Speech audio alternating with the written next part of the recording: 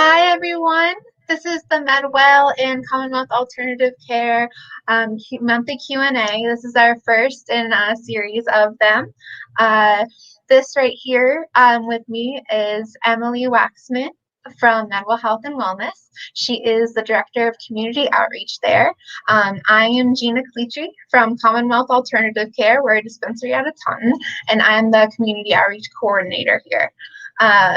We've been partnering for a while now, and we really wanted to continue our partnership by discussing different topics in the cannabis industry, whether controversial or just new in the news. We right now for October are doing one on vaping, and that's the one we're doing right now. So vaping. We're basically gonna go through this with some questions, and we'll answer them.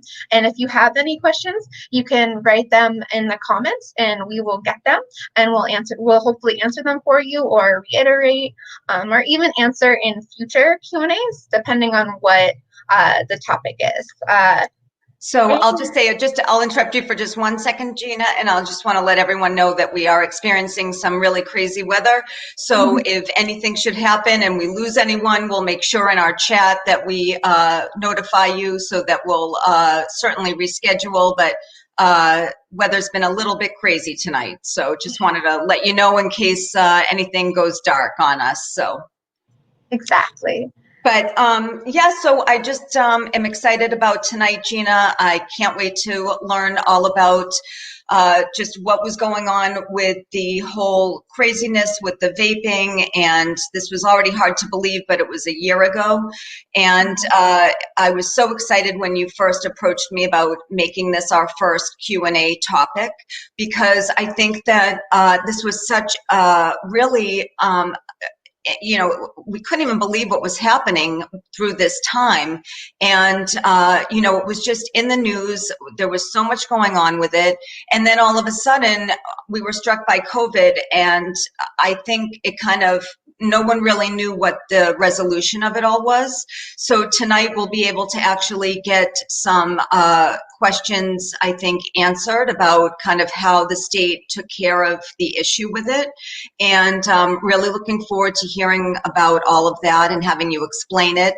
And coming firsthand from a dispensary, I think it's going to be perfect.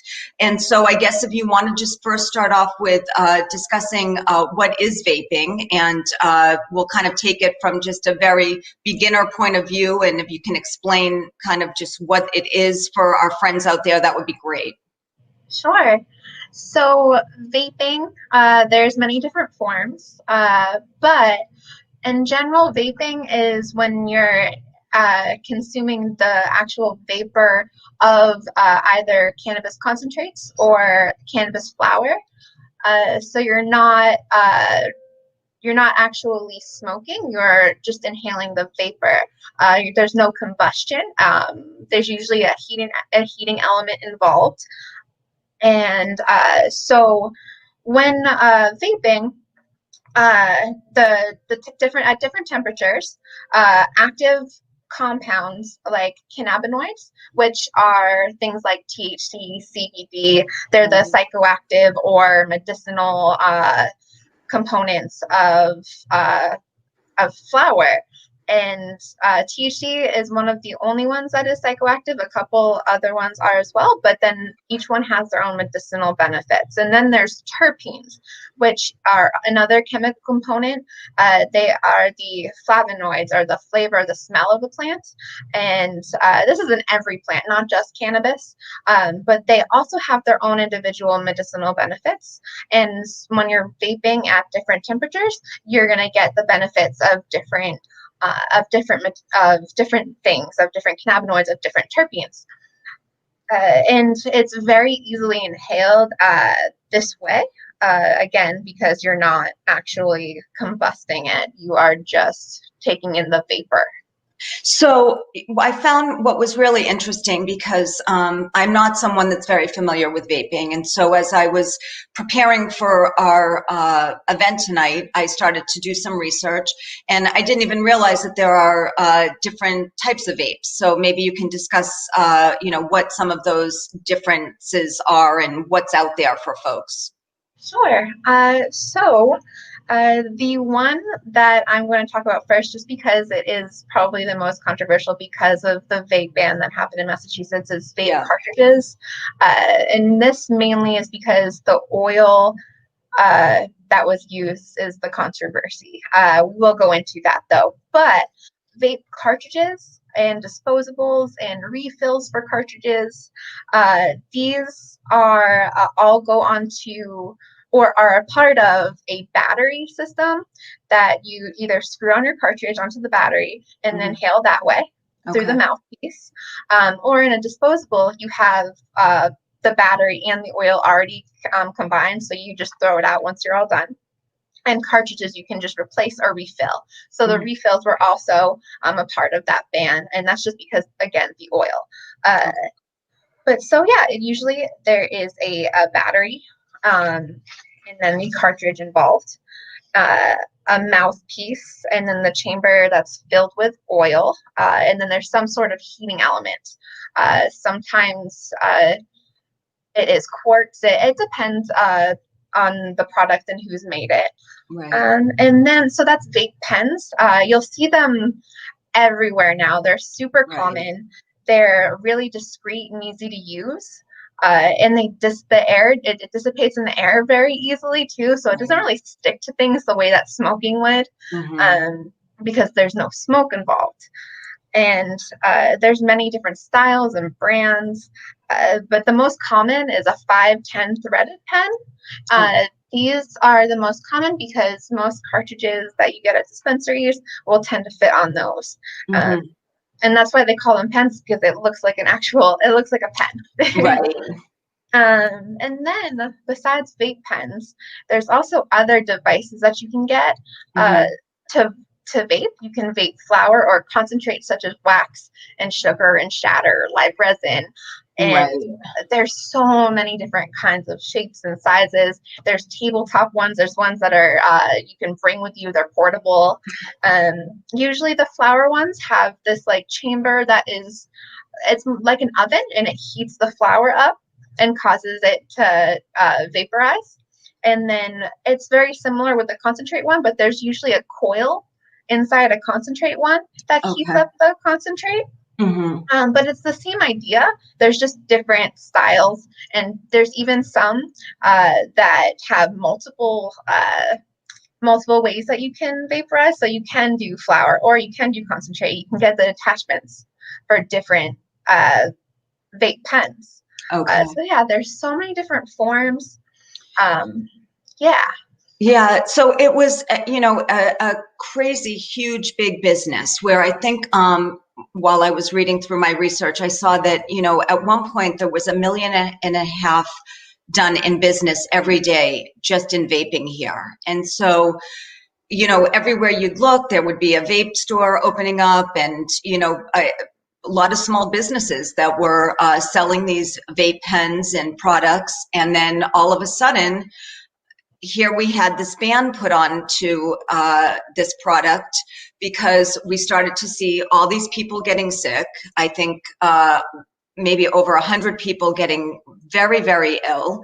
And unfortunately, there were people that lost their life. So it was extremely frightening. I think as a parent, I was extremely scared to think about my own children and their friends that were dabbling in this. And I don't think any of us realized what was the cause of what was happening. So it was very scary. Every time that you would watch the news, you would find out something else was going on and no one knew what was, actually happening. So Governor Baker decided that he was just going to shut it all down, which, was, I think at the time, it was really the best thing that they could really do to protect everyone until they could figure it out. But unfortunately, dispensaries and all these mom and pop vape businesses were, extremely upset, which I didn't blame them, because I think that a majority of us realized that, it really was, I'm thinking, the black market that was to blame for, all of these illnesses and these problems. But anyway, so getting back to our next question is, maybe you can talk about why he put this ban on and, go into that a little bit more. Yeah, basically, like what you said, Governor Baker, on November 24th in 2019, he declared a public health emergency, and then the Commissioner of Public Health issued a temporary ban on all vaporizer products. That included everything I mentioned before, all the disposables, refills, the cartridges themselves, the flower and concentrate devices, because we didn't know necessarily. It's all so new, this technology, so we don't know very much yet. There's not much research, unfortunately, because it's not federally legal. There's a lot of hoops to go through to create cannabis research. Yeah. And so when when the temporary ban happened, it then created an initial quarantine order on November 12th in 2019, and that was when the executive director of the Cannabis Control Commission then issued a required quarantine of all the vape products for even longer. We didn't know there was still so much research that had to be done, Right. specifically in the vapes. So, like you said, unfortunately, it's terrible. There was 3 deaths, and nearly almost 100 people just fell ill because they were consuming the black market vapes. Right. They found out through testing that these black market vapes contained vitamin E acetate. Mm-hmm. This is used as a thinning agent, and most thinning agents on them that have been used are not safe to consume. Right. So we were then urged to give some or test our products again, and this dispensary vapes, dispensary flower, dispensary products are all tested by a third-party laboratory. Right. So we test our products, they test our products, and then they come back to us. Mm-hmm. So we already have to know what's in our vapes. Well, I think that was kind of, what I was going to even touch upon is that at the time when the vape ban was put into place, I think from the doctor side of things, from, the MedWell perspective, it was very frightening because, here we have so many patients that were dosing themselves this way and then were, being able to get relief and be out of their pain. And then they couldn't get access to the product that was really helping them. So I think the frightening thing was that, even though I think us in the industry knew what was really the issue here with the black market vapes, it was almost sending everyone to the black market because they could no longer buy anywhere these vapes that you were just mentioning that actually are tested on a regular basis. And I think we all knew that, nothing was happening with everything that was coming from a licensed dispensary. It was really coming from an area that really had no business selling these products to begin with. But, because there's kids out there that are purchasing it, it's cheap and easy, they were getting their hands on it. So I guess that kind of brings us to our next question, Gina, that, they put this ban on.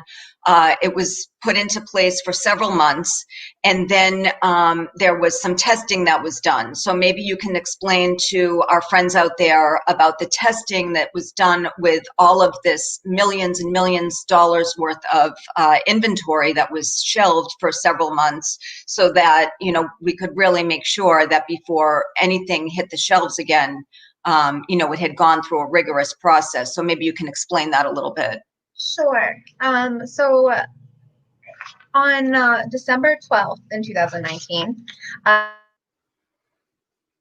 the First Amendment to the quarantine was issued, and this stated that there would be more testing, and all the products still needed to remain in quarantine.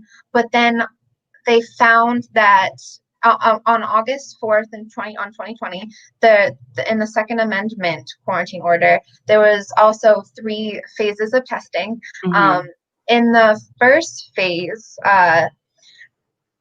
they discovered that no vitamin E acetate was found. They tested, which was the thinning agent, correct? Exactly, it's the thinning agent that they found in the black market vapes. Right. They tested 91 vaporizer product samples from 19 licensed dispensaries, and again found no trace of vitamin E acetate. But then there was a second phase, and this is why I'm in some ways very thankful that there is things in place that do cause us to test for more things, and that even though this ban was not the best way, maybe the way to go about it, right. We did ultimately find that in phase 2, it showed that 13 of the products, there was 126 vaporizer product samples from 22 licensees that found 13 of these products contained heavy metal concentrations exceeding the 500 parts per billion limit of inhalation. So, and so it did ultimately find something that we now can now change. Right. So we now know. So what was so I think just to kind of explain it a little bit in layman's terms, there were small traces of lead that were showing up in this phase of testing, correct? Yes. Okay. So then, because of that, they wanted to do some tests to confirm it. It's again very tricky. They're trying to test as much as they can because we don't know very much. Right. So in this one, 12 of those products that previously failed, 6 of them exceeded the limit by almost twice as much, with more than 1,000 parts per billion, and 4 of the products were under the limit. Depending on inconsistencies and sample sizes and extraction procedure, it's going to all vary. There's so many factors that we don't know yet. But it's good that they're testing it more and more. And that was like the first part of phase 3. Okay. There was another thing that they did where they tested empty cartridges because they found the heavy metal concentration, the lead and whatnot. And they collected 20 of the cartridges, 20 samples from 7 licensees. They tested positive for lead, cadmium, and arsenic. Again, it's not fully reliable, but they now, you can see when you go to a dispensary, you can ask for a certificate of analysis, and this shows literally everything that's in the product that you're buying. So you have a right to ask for this because this is medicine and you are consuming it. Right. And I think now too, it forced dispensaries to now have to do some strict labeling as well on the products too, so that the patients can see that, correct? Exactly. So when all that came out, all that information, there was so many disclaimers that we had to now put on our vape cartridges, and you'll see it if you buy one. There's so many labels on all of our cannabis products, and that's because there's so much to know, so much to be aware of and be cautious of. And so there was a lot that was added, and it's better for us because now we can show patients what's in them, but also we pardon me. That's okay. Well, it's interesting too, because, from the doctor side of things, I was even talking to our president, Rob, today about the topic tonight. And, asking kind of, he's always speaking with our physicians and nurse practitioners, and, they always say too that, with everything going on, that the benefits of what the patient will get from this, if anything's done in moderation, it's okay. This is an acceptable form of dosing yourself.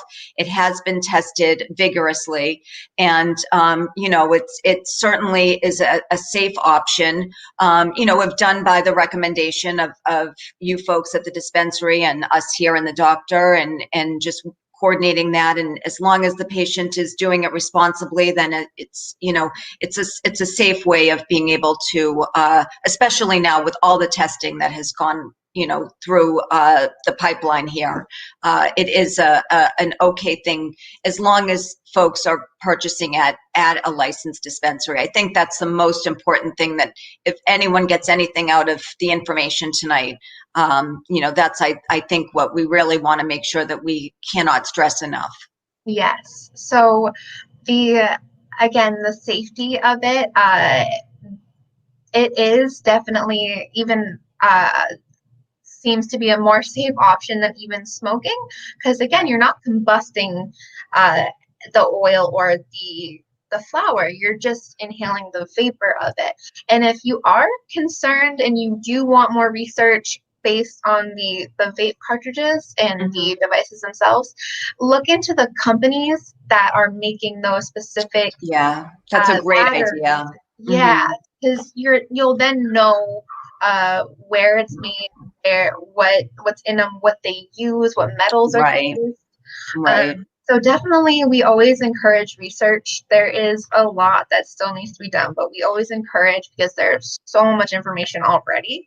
Well, that's just it. And I think education is power for everyone. So it's always good to, have the patients be able to do some further research on their own, if they're still feeling not sure if this is going to be something that's going to be good for them. So I think that, as I was reading some of our comments, I know Tori mentioned that she really enjoys vaping because it is a nice, discreet way of being able to dose yourself. And I know we had a question from Nicole, is to say, so there's a lot out there, as far as just the benefits of it and why people want to do it. But to go back to Nikki's question about, is it safe? I think we did touch upon that a little bit, as far as just with the testing and everything that is now mandated. It really, I think, if done in moderation, is a safe option for patients out there to be able to start participating. And again, now that, we kind of know what we need to look for. Exactly. And I think that kind of also brings us to our next question, as far as just the benefits of it, and, why folks would want to consider this as an option for themselves, to dose, because there really are some nice benefits. So maybe you can tell everyone what, some of the positives are out of it. Sure. We stated a couple before. Again, it's that ease, that discreetness. Yeah. There really is nothing like it on the market. It's just it's so fast acting. That's another benefit. It's fast acting because you're inhaling it. It's just as fast as smoking. It's going to take anywhere from 30 seconds to 5 minutes to feel it. And when you're taking edibles, for example, it's going to take 1-2 hours. Right. So if you're looking for instant relief, you're going to probably want to go towards smoking or vaping. And if you don't want like the effect or the feeling of the smoke, it's definitely that next option, because you're not I think especially too for those folks that live in either like a condo or an apartment or a housing authority where there's restrictions on smoking, and mandates where you can't do that. This is really your next best option, so that you can still dose yourself and, like you mentioned, not have that, big cloud of smoke coming from your room. And I think that instant, exactly. It sounds like with vaping too, it's an instant effect. You're feeling it pretty quickly. You do. You feel it very quickly. Yeah. It usually doesn't take longer than 5 minutes. You'll probably feel Oh, it sooner that's than that. great. Yeah. Yeah, it is a very instant. So if you are feeling pain and you need that instant relief, if you have anxiety or depression and you just need something more uh, just faster, it is definitely a better option. Um, Yeah. And it it sounds like is there's so many options too right now, from there what you were saying at is the very beginning of when we were talking, that there's just so many different companies right now that are out there that really offers something, I think, for everyone, it sounds like. exactly. There's so many different ways to vaporize. I love the vape cartridges, but like Mhm. if you are interested in any other forms, just vaporizing flower is great too. One of my favorite things about vaporizing flower is that usually with the ones that are on the market, it'll decarboxylate your weed, which basically means it's heating up your weed to the point where it turns the actual components in the marijuana into something else. So, for example, THC, the Mhm. psychoactive um, cannabinoid, it goes from it's called it is called THCA, which is the acid or the raw form. When you combust it, it turns into delta 9 THC. So when you're decarboxylating the weed and it turns into that different form, which gets you high, you can save all of the cannabis flower and actually make your own edibles with it. So Oh, there's no some way. really, yeah, so there's That's some so really cool, interesting. yeah, there's a lot of Very really cool cool. vaporizing products out there. Um, So, Gina, I'm sorry to interrupt. We're getting a question from Julie about asking if you know about the safety of batteries.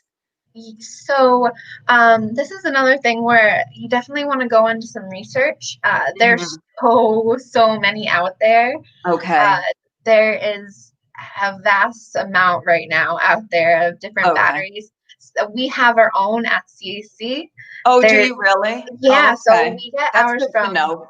yeah, and Hmm. every dispensary has most of the time now has either their own or they get it from another company. Okay. But yeah, so there's so many different batteries you can buy. And I do would just some have a say different longer life than others? Is that that's maybe a good what? question. Okay. Yeah, so some of them will. Some of them Hmm. will be stronger than others. Okay. Um, you'll probably see it based on how much it costs or the kind of hardware that's in it. But um, so so when so when charging your batteries, I Yeah. always suggest not charging it in the wall. I either suggest charging it in your carport Okay. or in your laptop. It Okay. will make the batteries last longer, and it's because Oh, really? because there's more juice in the wall outlets than there Hmm. is in your laptop. You know how like your phone charges slower when you plug it into your laptop? Same Yes. idea. You're not Okay. overpowering the battery, and sometimes batteries die faster that way. Um, Right. so that might also be another thing to be cautious of, though. How if you again if you it, it's one of those things where if you spend more money on quality products, you're going to Right. get a better product. And Yeah. when it comes That's to usually the medicine, case. Yeah. exactly. Hmm. Not always, but when it comes to medicine, Right. especially, you want to make sure that you're getting the best out of what you're buying. And Absolutely. exactly. Yeah, there's nothing worse, I would imagine, than when you go to reach for it and it's a dead battery, and then you have to wait to charge it, and in the meantime you're uncomfortable or in pain. So Mhm. that's all really great advice that Yeah. I think people will hopefully remember, so that they can use that tip next time that they're charging Mhm. that. So Yeah, so I think we are pretty much starting to, I think, wrap up. This was, I think, so educational, and I know I learned so much. I guess I'll just make mention that for anyone listening that has any certification needs for their medical marijuana card, to come see us at MedWell. We have 7 locations. We also offer telehealth every day of the week except Sunday. So if you ever are interested in obtaining or renewing your card, to definitely give us a ring. You can even book your own appointment online at medwellhealth.net. We also have a chat option too, so always take advantage of that. And I'll, Gina, just have you just make mention too of all the amazing people over at Commonwealth that will be happy to see everyone once they get their medical card or renew their medical card. Yes. First, if you, we're going to be sending out some links to where we got all of the research that we looked into Oh, I'm about glad you this. mentioned that. Yeah, so we'll be sending those links to everybody. They're so interesting. It goes through exactly everything that happened with the vape ban. So check those out. We even made our own FAQ. So check that out as well. But so Commonwealth Alternative Care, we want you to come and visit us after you see Emily at MedWell Health and Wellness. I am a bartender here as well. We are not medical professionals, but we want to help you in your journey. It is not a scary process. It's cheaper to get your card. It's cheaper to buy weed when you get your card, even though it is going to be somewhere between $100 and $200 to get your card initially. We will be giving first-time patient discounts at most dispensaries. Ours at Commonwealth Alternative Care is $100 off of $200. So you get $100 credit. Savings. Yeah, and you don't have to spend it all in the first go. You can wait. You don't even have to use it the first time, but you can do 50 out of 100 twice. So either $100 credit with us. So you're getting back most of what you paid on your card almost immediately just by coming to visit us. So we really, really, really care about our patients. We want to make sure that you guys get what you need. If we can't answer your questions, we want to make sure that we can get those answered for you. But yeah, we're here for you on your journey. This is your medicine. It's your life. You're in control of this. The doctor may give you that prescription of 10 ounces per every 2 months, but this is on you to take care of yourself. So it's really interesting because everyone should have that ability, and it's not a doctor. Yeah, it's not a doctor giving you a pill and saying you need to take this, this, and this. Cannabis is so diverse. There's so many different kinds of plants and so many different strains. So we're here to help you take your time to figure out what works for you. Yeah, that's perfect. I hope everyone comes down to see you, Gina, because it's a wonderful group over there, very caring individuals, and will certainly make it what can be a little bit of a scary process. Will make everyone feel right at home. So everyone should come see you. And I just want to give a big shout to April for helping us tonight. We couldn't have done this without her, so thank you so much. And hopefully Kayla's not in the dark anymore. I'm hoping. I don't know if she was able to get and help us a little bit, but thank you to everyone, and have a great night. And we'll be doing this, I think, in another month or so, Gina, right? Yes. And if you have any ideas of what you want us to talk about, shoot that in the comments as well. That'd be great. Good night, everybody. Good night.